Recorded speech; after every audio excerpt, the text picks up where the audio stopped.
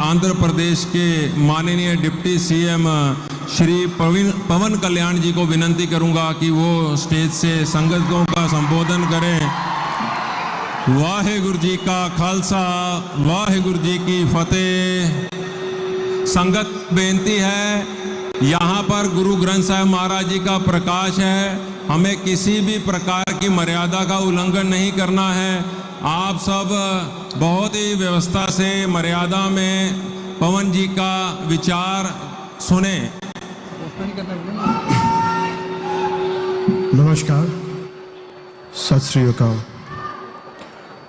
आज शहीद शिरोमणि श्री गुरु तेग बहादुर जी के 350वें बलिदान दिवस पर मंच पर आसीन संत समाज को और नानक नाम लेवा संगत के सभी प्रतिनिधियों को मैं सादर प्रणाम करता हूं।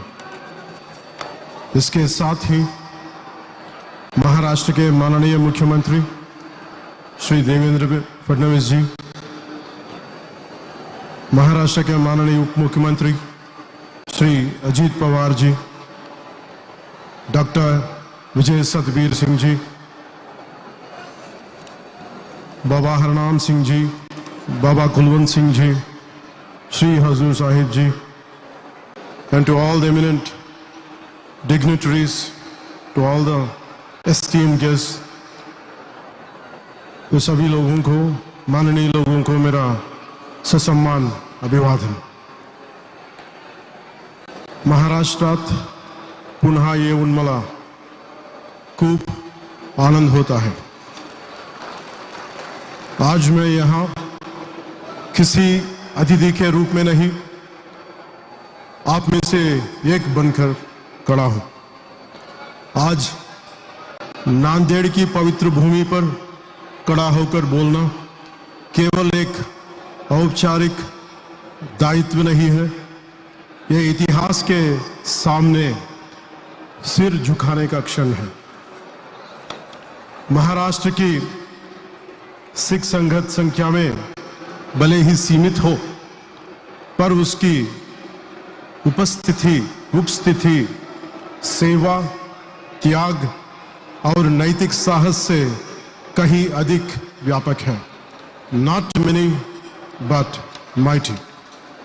आज शहीदों के शिरोमणि श्री गुरु तेग बहादुर जी के बलिदान दिवस पर हम केवल एक गुरु को नहीं बल्कि उस चेतना को नमन करते हैं जितने मानवता को धर्म की रक्षा अर्थ समझाया।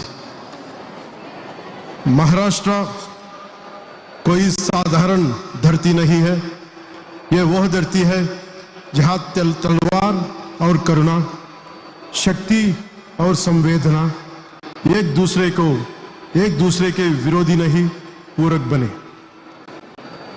छत्रपति शिवराज जी महाराज से लेकर संत तुकाराम, संत ज्ञानेश्वर, महात्मा फूले, बाबा साहेब अम्बेडकर, महाराष्ट्र ने भारत को सिखाया कि सच्चा नेतृत्व वही है जो सामर्थ्य के साथ सद्भाव भी रखे।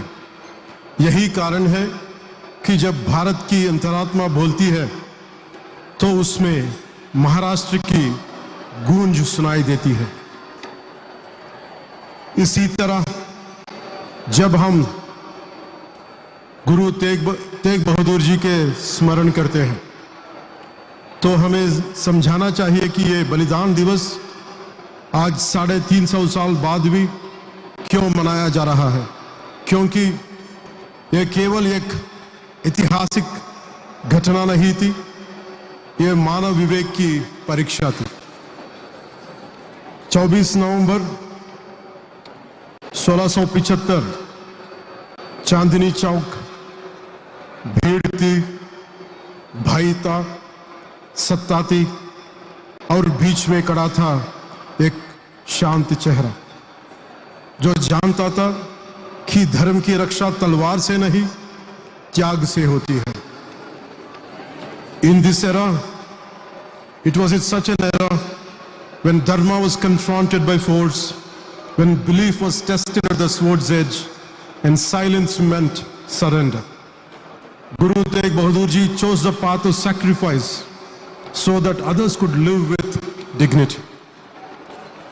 Guru Tegh Bahadur Ji ने अपना शीश उस धर्म की रक्षा के लिए दिया जो उनका अपना नहीं था। इसीलिए इतिहास ने उन्हें कहा, धर्म दी चादर और हिंद दी चादर।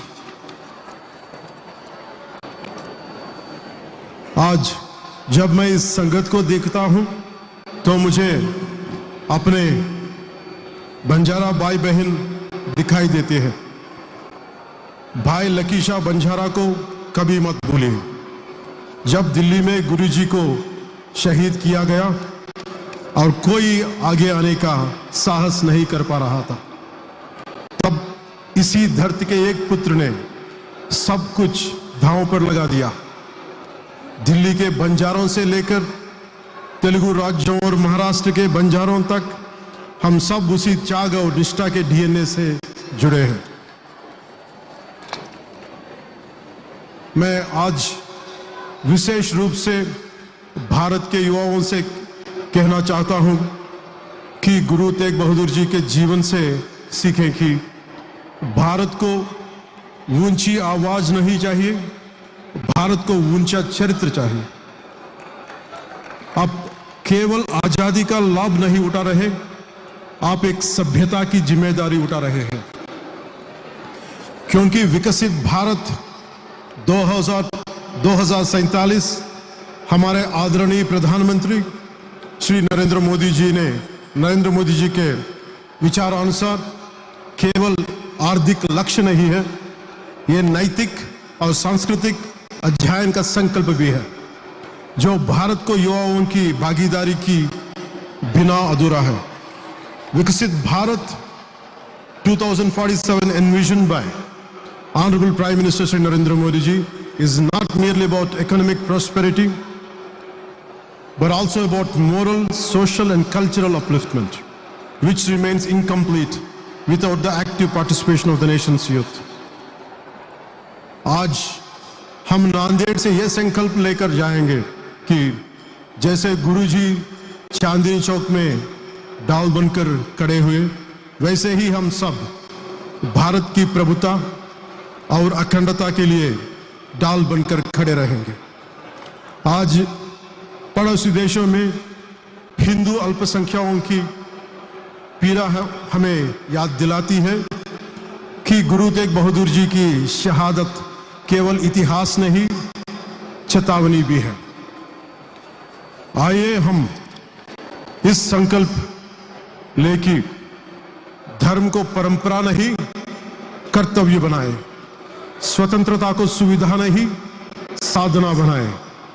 गुरु तेग बहादुर जी का शहादत भारत को सत्य, साहस और संवेदना की मार्ग पर सदैव आगे बढ़ाती रहे। वाहेगुरु जी दा खालसा, वाहेगुरु जी दी फतेह। जय हिंद, जय भारत। वाहेगुरु जी का खालसा, वाहेगुरु जी की फतेह। सो ये सन बहुत ही सत्कारयोग आंध्र प्रदेश के डिप्टी सीएम श्री पवन कल्याण जी। सो उन्हों का बहुत बहुत धन्यवाद।